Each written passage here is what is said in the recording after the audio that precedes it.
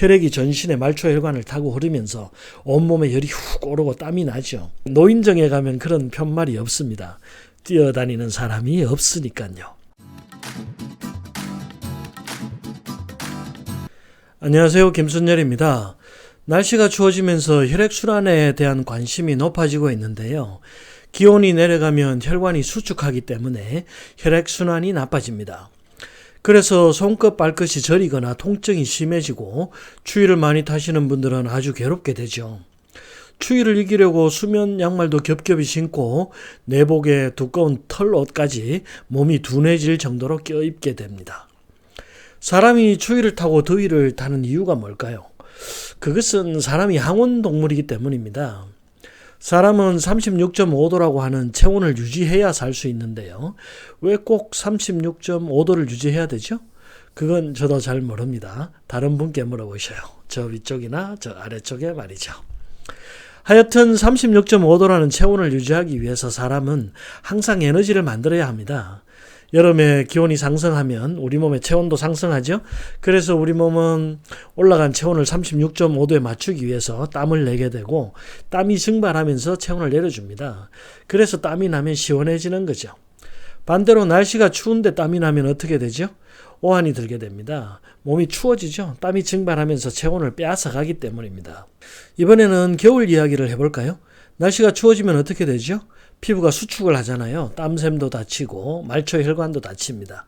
그래서 겨울이 되면 피부가 건조해지고 거칠어집니다. 혈관이 거의 없는 발 뒤꿈치 같은 곳은 각질로 덮이게 되고 팔다리뿐만 아니라 온몸이 건조해지죠. 혈관이 수축해서 숨어버리니까 피부로 전해지던 영양 공급이 끊어지기 때문인데요. 겨울 내내 각질이 날리던 다리와 발 뒤꿈치가 봄 기운이 완연해지면 어느새 없어지잖아요. 혈관이 열리기 때문입니다. 겨울이 되면 뇌졸중이나 심장마비 같은 심혈관 질환이 증가하는데요. 이것도 혈관의 수축과 관련이 있습니다. 말초혈관이 닫혀버리기 때문에 혈액이 모두 몸 내부로 향하게 되면서 심장의 압력이 높아집니다. 그래서 뇌졸중과 심장마비가 증가하는 거죠. 사람의 몸이 따뜻한 이유는 사람의 피가 따뜻하기 때문입니다. 36.5도의 혈액이 온몸을 돌아다니면서 체온을 유지해 주는 거죠. 보일러의 온수 같은 겁니다. 그래서 피가 잘 흘러가는 곳은 따뜻하고 혈관이 없거나 순환이 잘 되지 않는 곳은 차갑게 느껴지죠. 얼굴이나 손바닥, 발바닥, 겨드랑이, 사타구니처럼 혈관이 발달한 곳은 따뜻합니다.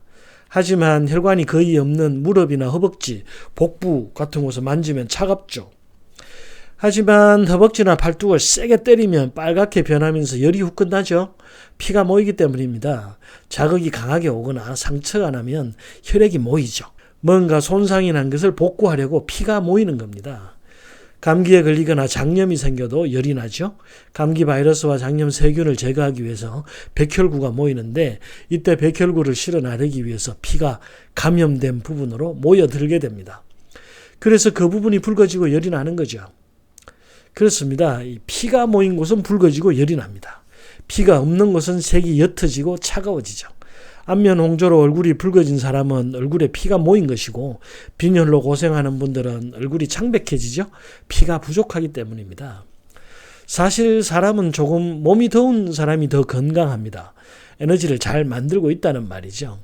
그런데 그 조절 범위를 벗어나면 질병이 됩니다. 몸에 열이 너무 많이 나도 안 되고 몸에 너무 열이 없어도 안 되죠. 어쨌든 사람은 끊임없이 살기 위해서 에너지를 만들어야 하기 때문에 약간 열이 있는 게 더 나은 거죠. 아이들은 열이 많습니다. 병이 나도 꼭 열병이 나죠. 왜냐하면 성장기에 있기 때문입니다. 사람은 태어날 때 3조 개 정도의 세포 숫자를 가지고 있는데요. 이것이 자라면서 증가하고 성인이 되면 약 60조 개까지 늘어납니다. 세포가 분열할 때 열이 많이 나죠. 사람의 뇌도 마찬가지입니다. 태어날 때는 백지 상태인데요. 아무것도 없습니다. 자라면서 삶에 필요한 모든 것을 배우게 되는 거죠. 그래서 아주 바쁘고 분주합니다. 에너지를 엄청 소모하는 과정이죠. 그래서 아이들은 한시도 가만히 있질 않습니다. 초등학교에 가면 복도에 뛰지 마시오라고 쓰여 있죠. 애들은 가만히 걸어 다니는 법이 없기 때문입니다. 그런데 노인정에 가면 그런 편말이 없습니다. 뛰어다니는 사람이 없으니까요. 나이가 들수록 몸이 차가워집니다. 한 해 한 해 다가오는 겨울이 조금씩 더 춥게 느껴지죠. 몸이 식어가기 때문인데요. 그래서 사람의 일생을 열에서 한으로의 여행이라고도 합니다. 체온이 다 식으면 땅으로 돌아가는 거죠. 어떤 이들은 나이가 들면서 점점 더 열이 나는 경우도 있다고 합니다. 그런데 이런 경우도 살펴보면 전체적으로 열이 있지 않죠. 주로 머리 쪽으로만 열이 나고 팔다리는 찬 경우가 대부분입니다. 열이 부족하기 때문에 머리와 심장만 에너지를 소모하고 팔다리는 포기하고 있는 상태라고 보아야 합니다. 질병도 마찬가지입니다. 독감이나 식중독 혹은 타박상같이 금방 생긴 병은 열이 많이 납니다.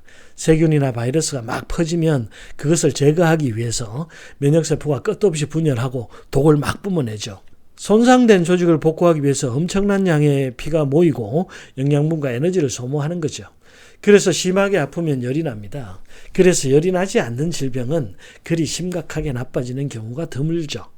반대로 오래된 병은 열이 나지는 않습니다. 만성질환으로 바뀌고 나면 이제 그 조직이 서서히 죽어가는 거죠. 혈액 공급이 잘 되지 않기 때문에 손상된 곳에 복구도 잘 되지 않죠. 그래서 만성관절염이나 당뇨병, 고혈압 같은 대사성 질환, 만성위염, 폐쇄성 폐질환, 갑상선 저하증 같은 만성질환이 오래되면 몸이 점점 식어서 추위를 더 많이 타게 됩니다. 암도 그렇죠. 암이 발생하는 이유가 조직에 혈액이 공급이 되지 않으면서 저산소 환경이 됩니다. 그럼 그곳에서 세포가 살아남기 위해서 돌연변이를 일으키고 자기 혼자 살기 위해서 에너지를 빼앗아가는 거죠. 그래서 온몸의 에너지가 부족해지고 체중이 쑥쑥 빠지게 되는 겁니다. 암을 치료하는 가장 기본 치료법이 온열치료법이잖아요. 체온을 올려주는 거죠. 체온이 올라가면 면역세포가 활성화되면서 암세포를 죽여버립니다. 그래서 혈액순환이 중요한 거죠. 혈액이 잘 돌아야 면역력도 높아지고 체온을 조절하고 손상된 조직을 복구할 수가 있는 거죠.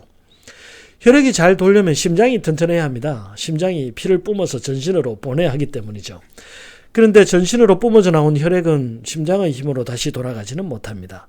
정맥과 림프가 안으로 들어온 혈액이 근육의 움직임이 없으면 다시 심장으로 돌아가지 못하는 거죠. 그래서 혈액순환이 완성되기 위해서는 운동이 꼭 필요한 거죠. 운동으로 근육을 움직이지 않으면 혈액의 흐름이 현격히 약해집니다. 오랜 시간 서서 일하시는 분들의 다리가 붓는 이유가 이것 때문이죠.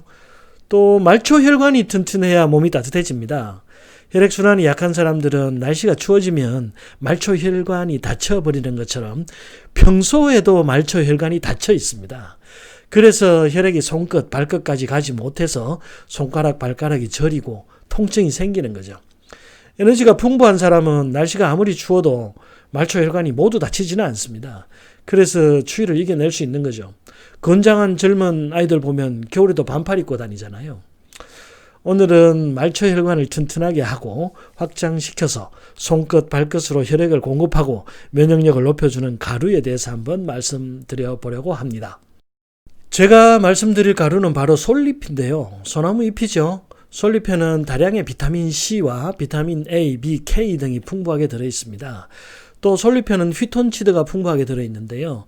이 휘톤치드의 주성분인 테르펜이 휘발성 유기화합물이기 때문에 발산이 되면서 향으로 느껴지죠. 이 향이 강한 테르펜 성분이 말초혈관을 확장하고 콜레스테롤을 낮춰줍니다. 또 솔잎에는 루틴도 풍부하게 들어있습니다. 루틴이 혈액 속의 지방 노폐물을 제거하고 모세혈관을 확장해서 혈액순환을 돕는 거죠. 또 솔잎에는 약간의 강심작용도 있고 또 약간의 탄닌 성분도 있어서 설사를 방지하고 혈관벽을 튼튼하게 만들어줍니다. 솔잎의 가장 중요한 효능은 말초혈관을 확장시키는 것입니다. 따뜻한 솔잎차를 한 잔 마시고 나면 혈액이 전신의 말초혈관을 타고 흐르면서 온몸에 열이 훅 오르고 땀이 나죠. 솔잎은 생으로 먹기는 좀 힘든데요. 그래서 솔잎 가루를 요구르트나 두유에 섞어 드시는 방법도 좋고 솔잎 가루를 콩가루와 섞어서 환을 지어 먹는 방법도 있습니다. 또 꿀을 곁들인 생강 대추차나 맥주 효모를 함께 드시면 혈액순환을 더욱 강하게 할 수 있습니다. 솔잎을 직접 소나무에서 따서 가루를 만들거나 차를 만들어 드시는 것은 위험합니다. 농약이나 중금속 혹은 세균 등의 오염이 있을 수 있기 때문이죠.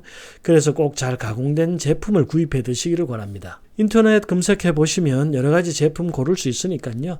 믿을 수 있는 것으로 구입해서 드시기를 권장합니다.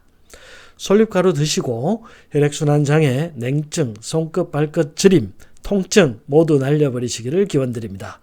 감사합니다. 구독과 좋아요 눌러주시면 더욱 알찬 내용으로 찾아뵙겠습니다.